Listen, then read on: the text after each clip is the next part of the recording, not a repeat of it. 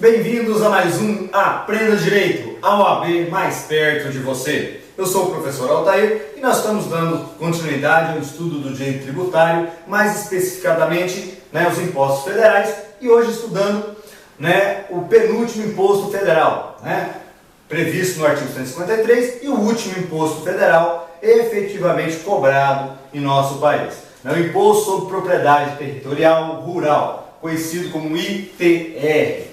Como eu falei, artigo 153, inciso 6º, e o CTN também tem lá o artigo 29 a 31, alguns dispositivos em relação a este imposto.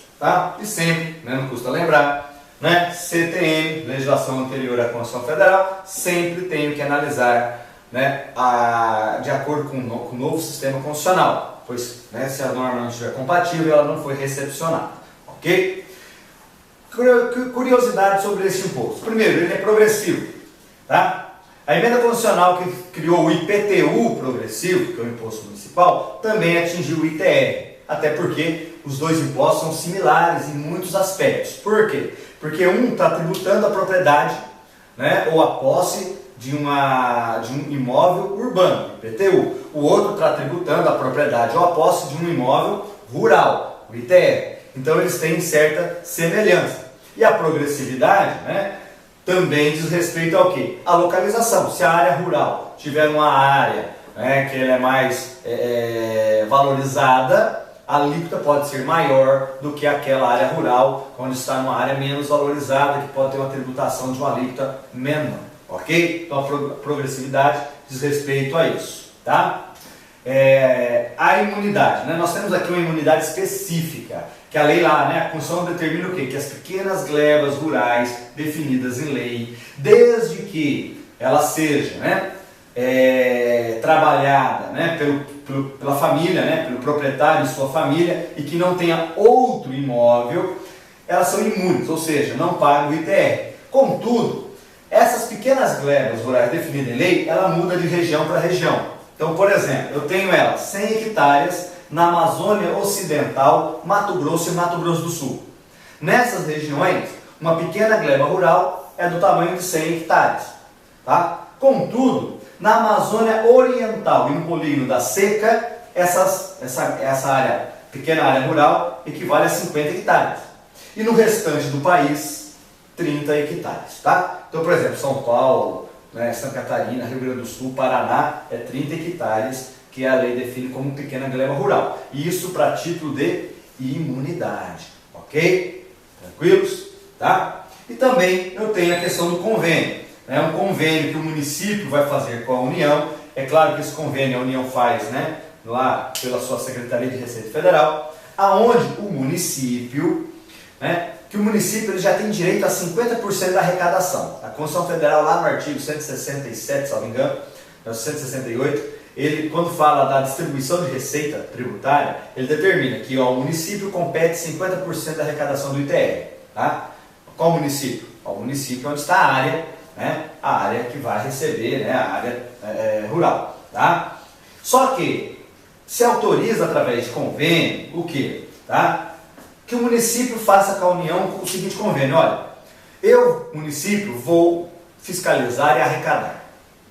E vou ficar com 100% da arrecadação. E a União que acaba abrindo mão e fazendo esse convênio. Por quê? Porque o ITR não é um imposto muito significativo para os cofres públicos. Não tem uma arrecadação considerável. Então acaba a União abrindo mão dessa arrecadação, só que através de convênio, para que o município fique com 100% da arrecadação. Agora, cuidado com essa dica.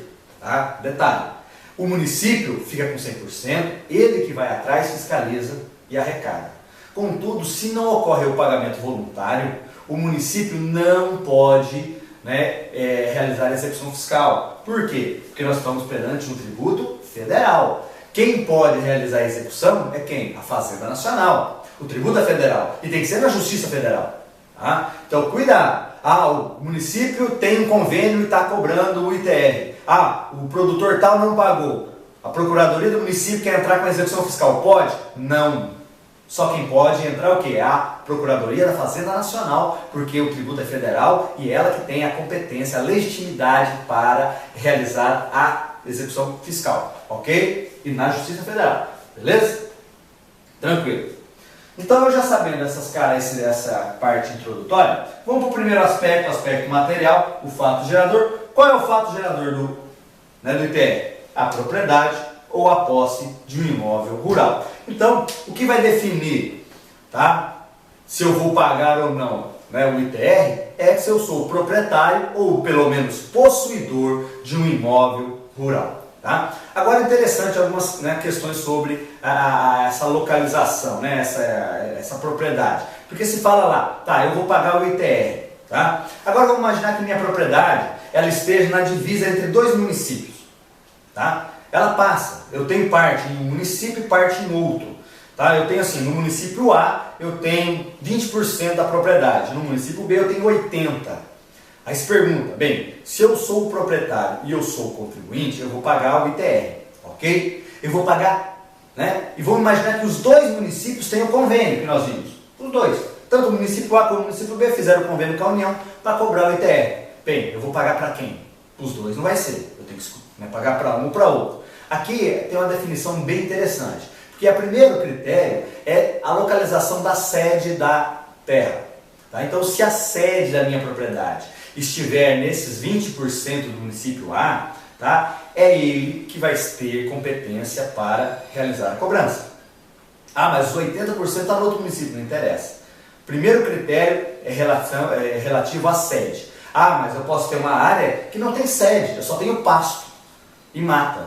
Tá? Então eu não tenho sede. Aí qual vai ser o critério se eu não tenho sede? Aí sim, utiliza-se o critério da maior área. Então, se aqui o município B tem 80%, nesse critério ele teria competência para fazer a cobrança. É claro, desde que tivesse convênio com a União.